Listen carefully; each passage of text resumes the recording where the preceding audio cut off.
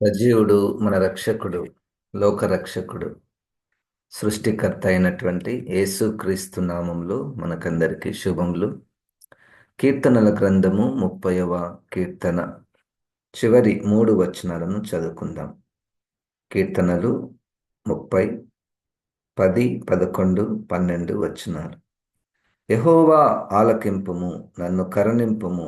యెహోవా నాకు సహాయుడవై ఎండుము. నా ప్రాణము మౌనముగా నిన్ను కీర్తించున్నట్లు నా అంగలార్పును నీవు నాట్యముగా మార్చియున్నావు. నీవు నా గోనె పట్ట విడిపించి సంతోష వస్త్రము నన్ను ధరింపచేసియున్నావు. యెహోవా నా దేవ, నిత్యము నేను నిన్ను స్తుతించెదను. ఇది రాసినటువంటి వ్యక్తి దావీదు గారు. దావీదు గారు known for worshipping the lord. ఎక్కువ అంటే దావీదు గారి జీవితంలో అనేక కోణాలను మనం చూస్తాము. రాజుగా మనం చూస్తాము, లేకపోతే ప్రారంభంలో గొర్రెలు కాసుకుంటున్నటువంటి కాపరిగా మనం చూస్తాము, మరి కుటుంబంలో ఒక మంచి ప్రేమ కలిగినటువంటి వ్యక్తిగా మనం చూస్తాము. ఆ దేవుని దగ్గరికి వచ్చే లోపల ఆయనకు ఇష్టమైనటువంటిది ఏంటంటే దేవుణ్ణి స్తుతించాలి. దేవుని స్తుతించాలి అన్నటువంటి మనసు ఎక్కువ ఆయనకు, దావీదు గారికి. గనుకనే మనము ఆయన కీర్తనల్లో చాలా దేవుని యొక్క స్తుతిని గురించి మనము చూస్తాము. ఈ స్తుతి లేదా ఆరాధన అన్నటువంటిది పరలోక నివాసుల యొక్క ఏకైక లక్షణం, పరలోక నివాసుల యొక్క ఏకైక గురి. పరలోకంలో ఒక్కటే ఒకటి ఉంటుంది. ఆకలి ఉండదు, దప్పిక ఉండదు, ఈ చదువులు, ఉద్యోగాలు, పరిచర్యలు, ప్రార్థనలు ఏవి ఉండవు. ఒక్కటే ఆరాధన, ఒక్కటే స్తుతి. పరిశుద్ధాత్మ దేవుడు దాని కొరకు మనల్ని సిద్ధపరుస్తున్నాడు. దేవునికి స్తోత్రం. ఆ సిద్ధపరచుటలో ఎక్కువ భాగము దావీదు గారి యొక్క స్తుతి ఆరాధన ఎంత దేవుని ద్వారా అభిషేకించబడినటువంటి ఆరాధన అంటే, దావీదు గారు చనిపోయిన తర్వాత కొన్ని వందల సంవత్సరాల తర్వాత కూడా కొంతమంది ఇశ్రాయేలీయుల యొక్క రాజులు ఆ దేవాలయంలో దావీదు గారు చేయించినటువంటి వాద్యములనే వాడుటకు, దావీదు గారు రాసినటువంటి కీర్తనలు పాడుటకు, దావీదు గారు ఏర్పాటు చేసినటువంటి నాయకుల వంశములో ఉన్నటువంటి వారిని ఏర్పాటు చేయుటకు, అంటే అంత ప్రాధాన్యతను వారు గుర్తించారు, దాన్ని అనుసరించారు. అట్టి కృప దేవుడు దావీదు గారికి అనుగ్రహించాడు. మొత్తానికి దేవుని స్తుతించుట, ఆరాధన చేయుట, ఆయన కార్యములను మన జీవితంలో గుర్తు చేసుకొనుట. ఒకవైపు దావీదు గారి గురించి ఆలోచిస్తూ మరొక వైపు మనము ఉన్నాము. మన జీవితంలో అంత గొప్ప గొప్పవి జరగకపోవచ్చు, కానీ మన జీవితంలో దేవుడు ఏమై ఉన్నాడో అది గుర్తు చేసుకుంటూ ఎప్పుడు కృతజ్ఞతలు, స్తుతులు చెల్లించుట దేవునికి ఇష్టమైనటువంటి ఆరాధన. ఇదే కీర్తన 30వ కీర్తనలోనే ఆయన చూడండి, మొదటి 3 వచనాలను నేను చదువుతున్నాను. ఎందుకు దేవుణ్ణి స్తుతిస్తున్నాడు, ఆరాధన చేస్తున్నాడంటే, యెహోవా నా శత్రువులను నా విషయమై సంతోషింపనీయక నీవు నన్ను ఉద్ధరించి ఉన్నావు, అందుకై నేను నిన్ను కొనియాడుచున్నాను. నా దుఃఖమును, అది మనం ఇంతకుముందు యాక్చువల్గా మన అంశం ఏమిటంటే, నా 11వ వచనంలో నా ప్రాణము మౌనముగా నుండక నిన్ను కీర్తించున్నట్లు నా అంగలార్పును నీవు నాట్యముగా మార్చియున్నావు. నీవు నా గోనెపట్ట విడిపించి సంతోష వస్త్రము నన్ను ధరింపచేసి ఉన్నావు. ఈ రెండు ఎక్స్ప్రెషన్స్ ఒక్కదాన్నే సూచిస్తాయి. ఆ అంగలార్పు అంటే దుఃఖము, బాధ, ఏడుపు, ఈ అంగలార్పును నాట్యముగా మార్చి ఉన్నావు. గోనెపట్ట కూడా. గోనెపట్ట వేసుకొని, బూడిద పూసుకొని అదేంటంటే దుఃఖానికి గుర్తు. కోల్పోయిన దానికి గుర్తు. ఎవరైనా వాళ్ళ ఇంట్లో చనిపోయినా, లేకపోతే శత్రువులొచ్చి తమ దేశాన్ని పాడు చేసినా, లేదా పాపము జరిగినా, వాళ్ళు బూడిద పోసుకొని గోనె పట్టె కట్టుకునేటటువంటి వారు ఆ స్థితి నుండి సంతోష వస్త్రాన్ని దేవుడు నాకిచ్చాడు. నిత్యము నేను ఆయనను స్తుతిస్తాను. నిత్యము ఆయనను స్తుతిస్తాను. మనం చాలా సార్లు మాట్లాడుకుంటూ వస్తున్నాము. మన లైఫ్‌లో ఒక స్థాయి రావాలి. ఆ స్థాయిలో మన ప్రార్థనల కంటే స్తుతులు ఎక్కువగా ఉండాలి. ప్రారంభంలో మనకందరికి అలవాటైనటువంటి విషయం ఏమిటంటే ప్రార్థనలు ఎక్కువగా ఉంటాయి. తప్పేం కాదది. మనము దేవుని మీద ఆధారపడుట మంచిది. ప్రతి విషయానికి ప్రార్థనలో మన వ్యక్తిగత లేదా కుటుంబ నానా రకాలైన సంఘం విషయంలో గానీ, చాలా విషయాలలో మనం దేవుని దగ్గరికి ప్రార్థన చేయడానికి మనము వస్తూ ఉంటాము. కానీ ఒక స్థాయిలో దేవుడు ఎట్లా చేస్తాడంటే దావీదు గారికిచ్చినటువంటి కృప నిత్యము నేను దేవుణ్ణి స్తుతిస్తాను. అన్నిటిని దాటిపోనిచ్చినటువంటి దేవుణ్ణి ఎల్లప్పుడూ కృతజ్ఞతాస్తుతులు చెల్లించు వారముగా మనము ఉండాలి. దేవునికి స్తోత్రం. ఇప్పుడు ఈ అంగలార్పును నాట్యముగా మార్చియున్నావు అన్న మాటలో, ఈ నాట్యము విషయంలోనికి వచ్చినప్పుడు కూడా బైబిల్‌లో బైబిల్‌లో కొంతమంది మిరియం గారు 15వ నిర్గమకాండంలో అక్కడ వాళ్ళు కూడా అహరోను గారు, మోషే గారు వాళ్ళు కూడా అనేకులు దేవుడు చేసినటువంటి కార్యమును బట్టి నాట్యము చేసినట్టు మనం చూస్తున్నాం. కానీ రాసినటువంటి ఈ కీర్తనలో 30వ కీర్తనలో 2వ సమూయేలు గ్రంథంలో 6వ అధ్యాయములో మనము చూస్తాం. ఆయన ఎందుకు నాట్యము చేసి ఉన్నాడు అన్నటువంటి మాటలో 14వ వచనం చూడండి.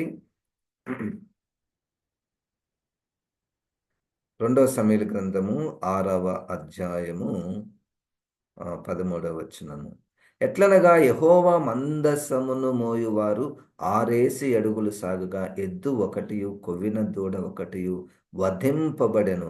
దావీదు నారతో నేయబడిన ఏఫోదును ధరించిన వాడే శక్తి కొలది యెహోవా సన్నిధిని నాట్యమాడుచుండెను. యెహోవా సన్నిధిని నాట్యమాడుచుండెను. అంటే ఏమైంది? నాట్యానికి ముందు ఏమైంది? అంటే తన హృదయంలో బలమైనటువంటి ఒక కోరిక ఉంది. చాలా తీవ్రమైనటువంటి కోరిక. ఏంటంటే దేవుని మందసమును తీసుకొని రావాలి. ఎక్కడి నుంచి తీసుకొని రావాలి? తన చరిత్రను చూస్తే అంతకుముందు ఫిలిష్తీయులు ఆ మందసాన్ని తీసుకొని వెళ్లారు.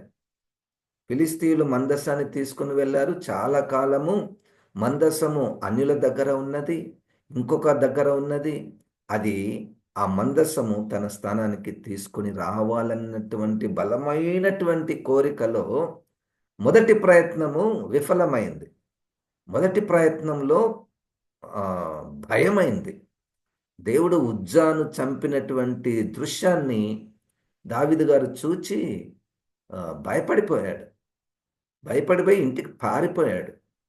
కానీ అక్కడికి వదిలిపెట్టలేదు. ఆయన హృదయంలో బలమైనటువంటి కోరిక, ఆశ ఏంటంటే దేవుని సన్నిధికి గుర్తుగా ఉన్నటువంటి మందసము అది నాకు వ్యక్తిగతమైనటువంటిది కాదు. మన దేశానికి, మన రాజ్యానికి అది ఎంతో అవసరము. దేవుడు లేకుంటే మనమేం జీవించేది?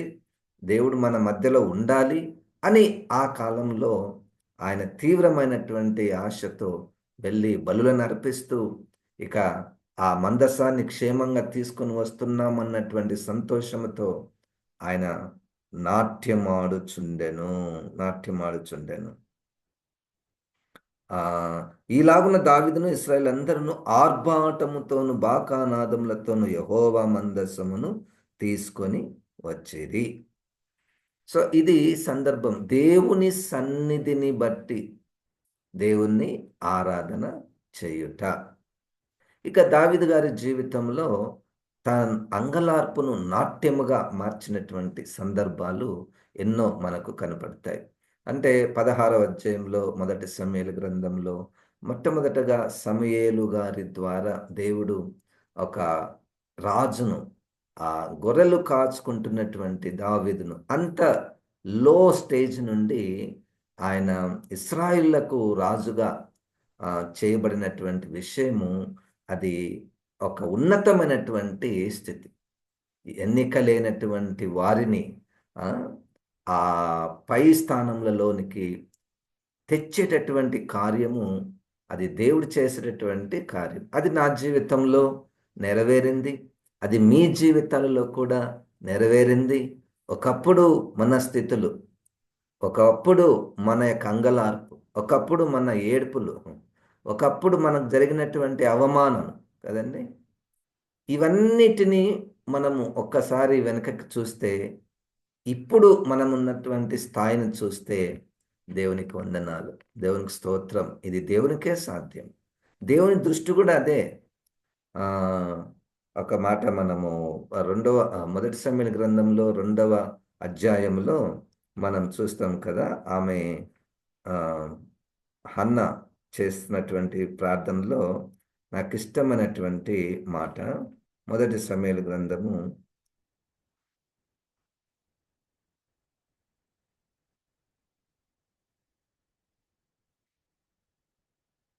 చూడండి 7వ వచనంలో నేను చదువుతున్నాను.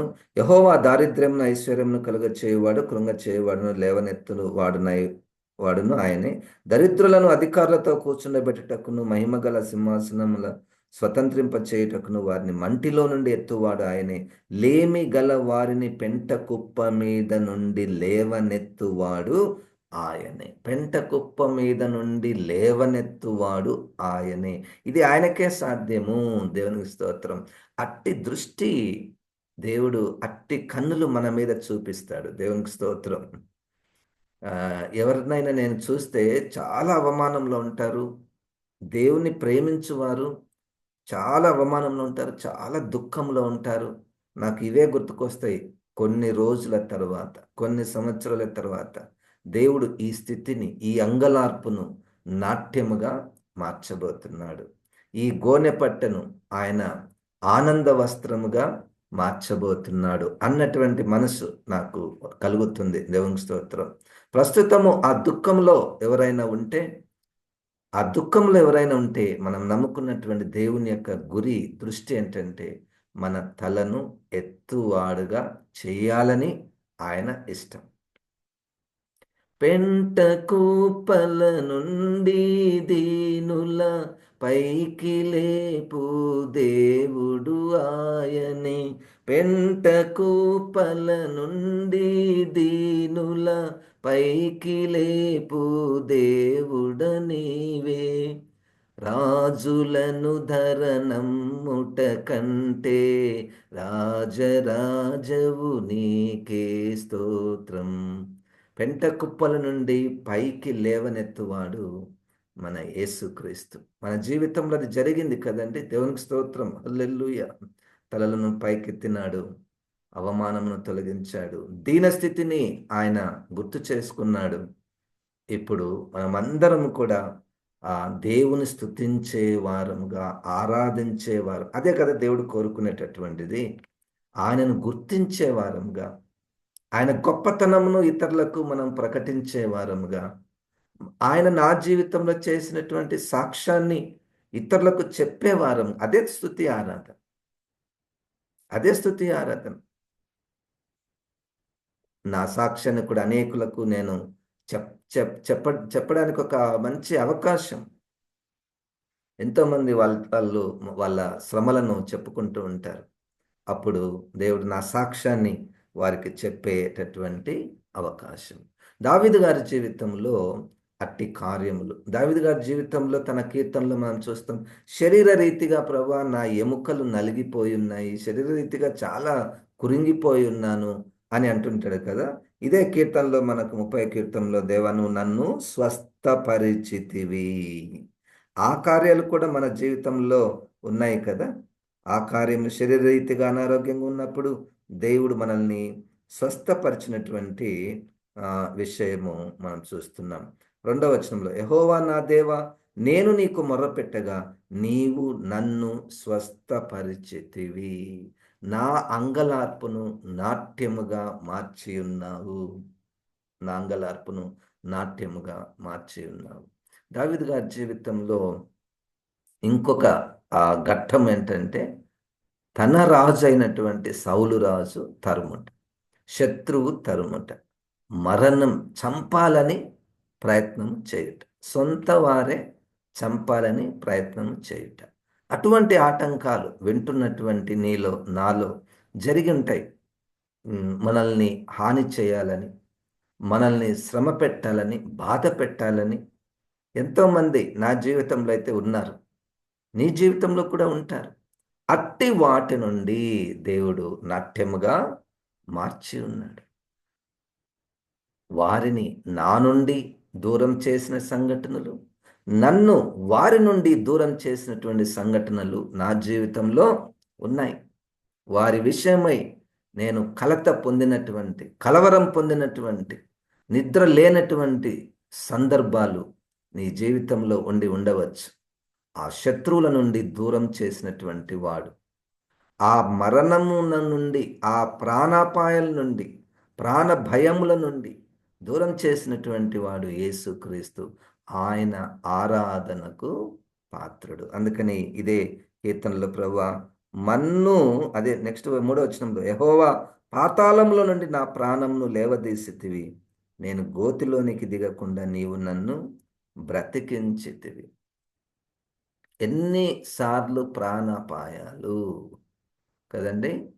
ఇది చాలా మందికి జరుగుతుంటది. కానీ దేవుడు ఏం కోరుకుంటున్నాడు అంటే, స్తుతి, కృతజ్ఞత, నేను చేశాను అన్నటువంటిది మనం గుర్తించుట, గుర్తించి స్తుతించుట, గుర్తించి సాక్ష్యము చెప్పుట. దేవునికి స్తోత్రం. గుర్తించి సాక్ష్యము చెప్పుట. ఈ మధ్య కాలంలో నాకు ఒకరు చెప్తున్నారు, ఒక యవనస్తురాలు, వాళ్ళ సంఘంలో సాక్ష్యం చెప్తారంట. ఏం సాక్ష్యం అంటే చిన్న చిన్న సాక్ష్యాలు. అది ఈ యవనస్తురాలకు చాలా నచ్చిందంట. ఏందంటే, ఒక వ్యక్తి వెళ్ళి, చాలా పెద్ద వ్యక్తి వెళ్ళి, నిన్న నేను ఒక ప్రయాణానికి వెళ్ళాను, దేవుడు నన్ను క్షేమంగా తీసుకొని వచ్చాడు, దేవునికి వందనాలు, అంతే. ఇదే సాక్ష్యం. చూడండి, ఒక ప్రయాణానికి వెళ్ళాడు, దేవా నువ్వు నన్ను కాపాడినందుకు. అంటే ఆయన దేవుణ్ణి చూచే, లేతే దేవునికి తనకున్నటువంటి సంబంధము అంత దగ్గరగా, నన్ను కాపాడువాడు దేవుడే. నేనెంత జాగ్రత్తగా ఉన్నా, నడవడంలో గానీ, డ్రైవింగ్ చేయడంలో గానీ, ఎంత జాగ్రత్తగా ఉన్నా అపాయాలు ఎన్ని జరగవండి కదండి! అంటే ఎగ్జాంపుల్ చెప్తున్నా. కొంతమంది నడుస్తుంటేనే ఇంటిలో ఉండే ఎన్నో ప్రమాదాలు కదండి! దేవునికి వందనాలు. దేవునికి స్తోత్రం. హల్లెలూయా. అడుగడుగున దేవుడు మనల్ని చూస్తూ తన ప్రణాళికలను మన ద్వారా నెరవేరుస్తున్నటువంటి వ్యక్తి. దేవునికి స్తోత్రం. సౌలు ద్వారా ఎన్నిసార్లు ప్రాణాపాయాలను దేవుడు తప్పించాడు. మరి తర్వాత తన రాజ్యంలో శత్రువులు, ఫిలిస్తీయులు గాని, ఇంకా ఎంతోమంది తన చుట్టూ ఉన్నటువంటి వారు శత్రువులు. అంటే రాజ్యము అన్న తర్వాత ఇతర రాజ్యాలకు ఈ రాజ్యాన్ని స్వతంత్రించుకోవాలని, ఈ రాజ్యము నా చేతుల క్రింద ఉండాలని, ఈ రాజ్యము నాకు పన్ను చెల్లించాలని చుట్టూ శత్రువులు. ఇప్పుడు కూడా ప్రస్తుతం ఉన్నటువంటి ఇజ్రాయెలు నాకు చుట్టూ శత్రువులు. ఆ దేవుడు ఆ స్థితి నుండి, యుద్ధము యెహోవాదే, ఈ యుద్ధాలన్నీ దేవుడే చేశాడు అని గుర్తించుట. ఈ యుద్ధాలన్నీ దేవుడే చేశాడు. మనకు తెలియనటువంటి వారు, సమాజంలో ఉన్నటువంటి వారు అనేకులు, మనల్ని ఇబ్బంది పెట్టాలని చూసినటువంటి వారు ఎంతోమంది ఉన్నారు. ఎన్ని ప్రమాదాలు, ఎన్ని రకరకాలైనటువంటి విపత్తులు, ఎన్ని అంగలార్పు సందర్భాలు కదండి. నీ వ్యక్తిగత జీవితంలో, మన జీవితంలో కాకపోయినా మన ఇంట్లో ఉన్నటువంటి వారిని బట్టి మనం ఎంత దుఃఖించాము, ఎంత ఏడ్చాము, ఎంత అవమానానికి గురయ్యాము కదండి. వాటి నుండి తప్పించినటువంటి ఇంకొక మాట చెప్పనండి ఇక్కడ. దీని అర్థం ఏందంటే మన జీవితంలో ఇంగ విపత్తులు జరగవు, లేతే రోగాలు రావు, యాక్సిడెంట్లు జరగవు అన్నటువంటిది పాయింట్ కాదు. పాయింట్ కాదు. దావీదు గారు ఒక సందర్భంలో ఆయన సంతోషించడానికి, ఆయన ఇక నాకు సమాధానం వచ్చేసింది అని ఒక విచిత్రమైన సందర్భంలో చెప్పాడు. ఎప్పుడంటే తన కుమారుడు చనిపోయినప్పుడు. తన సొంత కుమారుడు చనిపోయినప్పుడు చూడండి 2 సమూయేలు గ్రంథము 12వ అధ్యాయం. ఆ మాట చదువుకుందాం. 2 సమూయేలు గ్రంథము 12వ అధ్యాయము 15వ వచనం నుండి.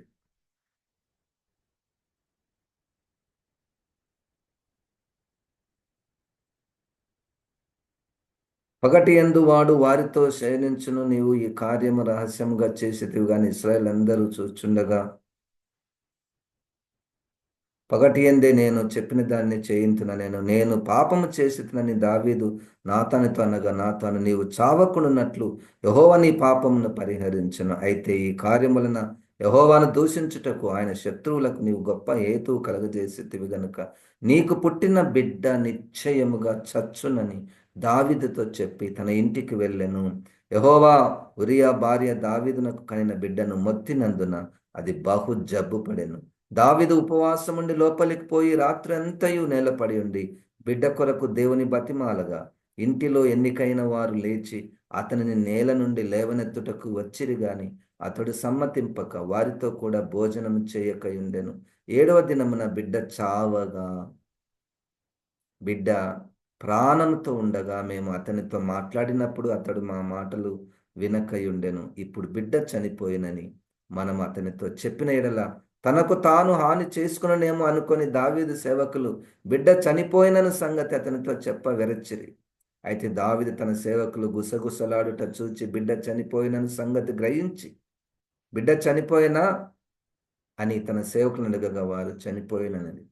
అప్పుడు దావీదు నేల నుండి లేచి స్నానము చేసి తైలము పోసుకొని వేరు వస్త్రములు ధరించి యెహోవా మందిరంలో ప్రవేశించి మ్రొక్కి తన ఇంటికి తిరిగి వచ్చి భోజనము తెమ్మనగా వారు వడ్డించిరి. అప్పుడు అతడు భోజనం చేసెను.